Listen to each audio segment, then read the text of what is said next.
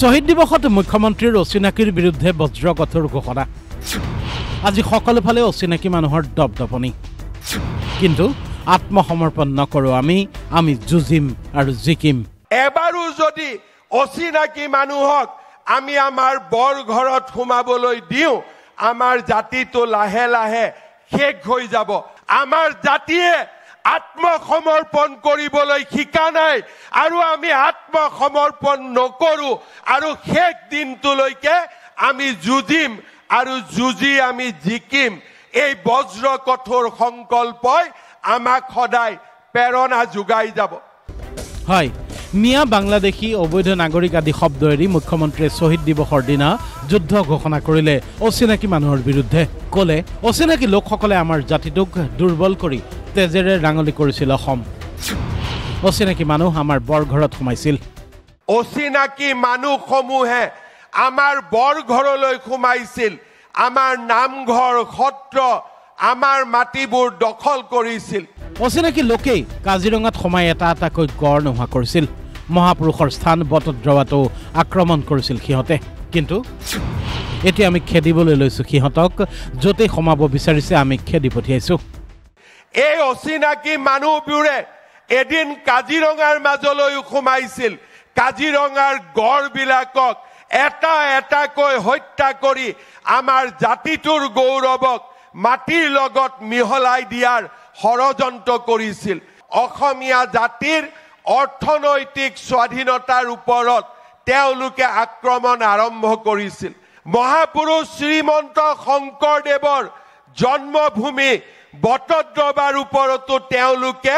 তেওঁলোকৰ আগ্ৰাসী হাতেৰে আমাৰ সেই পবিত্ৰ ভূমিবিলাকো তেওঁলোকে হস্তগত কৰিছিল চাওঁতে চাওঁতে কাজিৰঙাৰ গড় হত্যাবোৰ বন হ'ল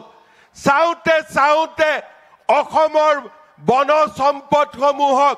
লুণ্ঠন কৰা মাটি লুণ্ঠন কৰা সকলৰ পৰা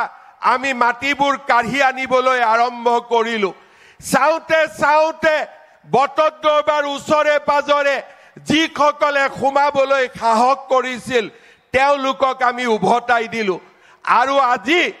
অসমত যদি কোনোবাই অনুপ্ৰৱেশ কৰিবলৈ চেষ্টা কৰে ৰাতিপুৱা আহিলে 2 ঘণ্টাৰ ভিতৰতে তেওঁলোকক উভতাই দিয়াৰ প্ৰক্ৰিয়াও আমাৰ এই চৰকাৰ আৰু অসমীয়া সমাজে আৰম্ভ কৰিলে কিন্তু একাংশ খিলঞ্জীয়া অসমীয়া অচিনাকি লোকক মাটি বিক্ৰী কৰাত উদ্বিগ্ন মুখ্যমন্ত্ৰী আমাৰ মাটি অচিনাকি মানুহৰ হাতত যাবলৈ দিব নালাগিব কৰ্মস্থানতো অচিনাকি লোকৰ বাবে নোহোৱা কৰিব লাগিব কাম আজি অচিনাকি মানুহৰ সংখ্যা অসমত বাঢ়ি গৈ আছে আমাৰ খিলঞ্জীয়া থলুৱা লোকে আনকি তিনিচুকীয়া ডিব্ৰুগড় জিলাতো অচিনাকি লোকক নিজৰ মাটি বিক্ৰী কৰিছে আমি জাতিয়ে আজিৰ দিনত সংকল্প ল'ব লাগিব আমি আমাৰ এটুকুৰাও মাটিও যিমানেই পৰিয়ালত অসুবিধা নহওক কিয় অৰ্থনৈতিক অসুবিধা নহওক কিয় আমি কেতিয়াও অচিনাকি লোকক আমি বিক্ৰী নকৰো এই সংকল্প আমি ল'ব লাগিব প্ৰতিগৰাকী উদ্যোগপতিয়ে সিদ্ধান্ত ল'ব লাগিব যে আমাৰ প্ৰতিষ্ঠানত আমি অচিনাকি মানুহক চাকৰি নিদিও আমি আমাৰ নিজৰ ল'ৰা ছোৱালীক আমি চাকৰি দিম মোৰ গাড়ীখন অচিনাকি মানুহে নচলাই মোৰ গাড়ীখন মোৰ অসমীয়া যুৱক যুৱতীয়ে চলাব মহানগৰীৰ দোকান পোহাৰত অচিনাকি লোকক কাম নিদিব অচিনাকি মানুহে চাকৰি নাপায় পাব কেৱল চিনাকি মানুহেহে মুখ্যমন্ত্ৰীয়ে ক'লে এজনো যদি অচিনাকি মানুহক আমি সুযোগ দিওঁ তেন্তে আমি সকলো হেৰুৱাম নিজৰ মাটি কেতিয়াও অচিনাকি মানুহৰ হাতত বিক্ৰী নকৰিব আমি সংকল্প ল'ব লাগিব মোৰ খেতিত মই নিজে খেতি কৰিম মোৰ বাগিচাত মই নিজে শস্য উৎপাদন কৰিম মহানগৰ নগৰসমূহৰ দোকানবিলাকত আমি আমাৰ যুৱক যুৱতীক কামত ৰাখিম আমাৰ ফ্লাইঅভাৰ ফুটপাথত অচিনাকি লোকক আমি ব্যৱসায় কৰিব নিদিও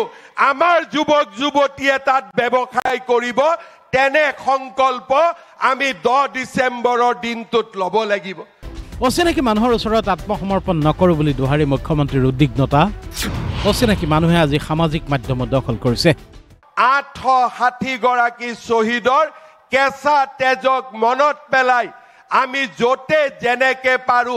আমি জাতিটোক সুৰক্ষিত কৰাৰ বাবে চেষ্টা কৰি যাব লাগিব। এনেদৰে শ্বহীদ স্মাৰক ক্ষেত্ৰ উন্মোচন কৰি মুখ্যমন্ত্ৰীয়ে নতুনকৈ ঘোষণা কৰিলে অচিনাকি লোকৰ বিৰুদ্ধে পুৰণি যুদ্ধখন। নিৰ্বাচন আহিছে যেতিয়া পূৰ্বৰ নিৰ্বাচনৰ শৰাইঘাটৰ শেষ ৰণ এইবাৰ হয়তো হ'ব অচিনাকি বহিষ্কাৰৰ ৰাজনৈতিক লাভালাভৰ ৰণ। Bureau report DY365।